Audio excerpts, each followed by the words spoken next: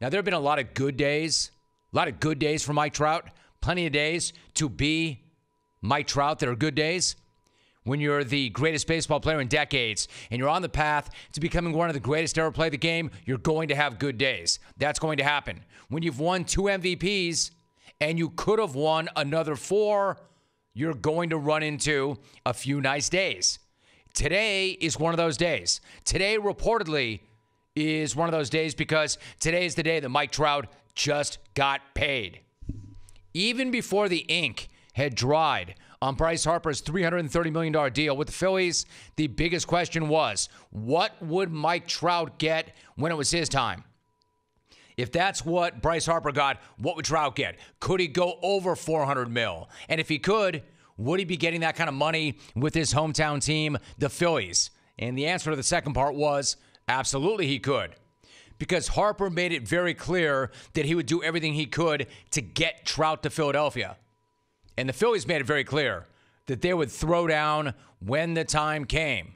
Unfortunately for them, that time will never come because Mike Trout's time just arrived. According to Jeff Passan, Mike Trout and the Angels have agreed to a 12-year deal worth $430 million. I said $430 million, closing in on $500 million. I mean, holy crap. That is a bleep load of money. That breaks just about every record that there is to break when it comes to money. That blows right by Harper's total deal by $100 million. It reportedly gives Trout an annual salary of $36 million, which blows past Zach Greinke's record of $34.4. It goes past Canelo Alvarez's contract with DAZN by $65 million. Now, technically, it's a 10-year extension on the remaining 2 years of his current deal, but who the hell cares? Timing is everything, and Trout's timing was perfect. The thinking had been that he'd wait to cash in as a free agent after the 2020 season, but he didn't wait. So I don't know if Harper, already making noise about his plans, got that deal done faster. But there's a good chance that Trout might want to chip Bryce off a couple of bucks for helping to facilitate that deal. Because in just a matter of weeks, Harper had already put a lot of pressure on the Angels to not only get that deal done, but to get it done quickly. Because the last thing LA wanted was for this to become a story for the next 2 years and then to lose Trout in the end. That would have been the worst thing ever. Dealing with that every single day for the next 2 years and then watching this guy walk.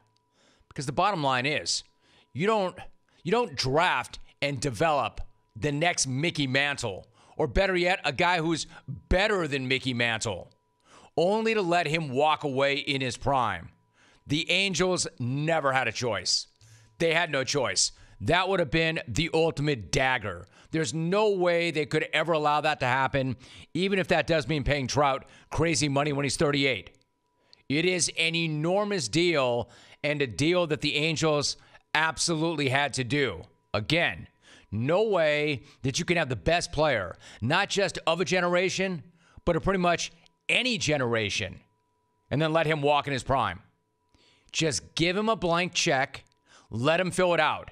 And that's pretty much what the Angels did. Good for them. They had to. And to the question of, is he worth $430 million? Hell yes, he's worth it. Could the Angels afford to do this deal? They couldn't afford not to. I don't need to run down his stats to say how good he is. Now, is he going to be the same player in his late 30s? Of course not.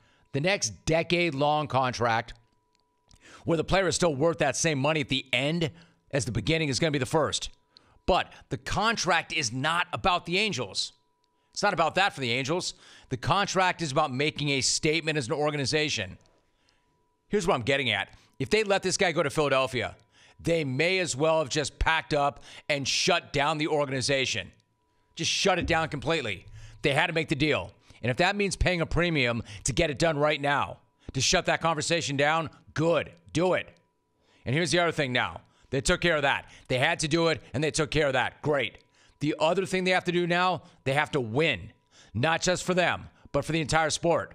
Not because you have to win trophies to justify that kind of contract, but because Major League Baseball as a sport needs it. I mean, I don't want to put any more pressure on them than they already have. But baseball needs Mike Trout playing primetime games in October.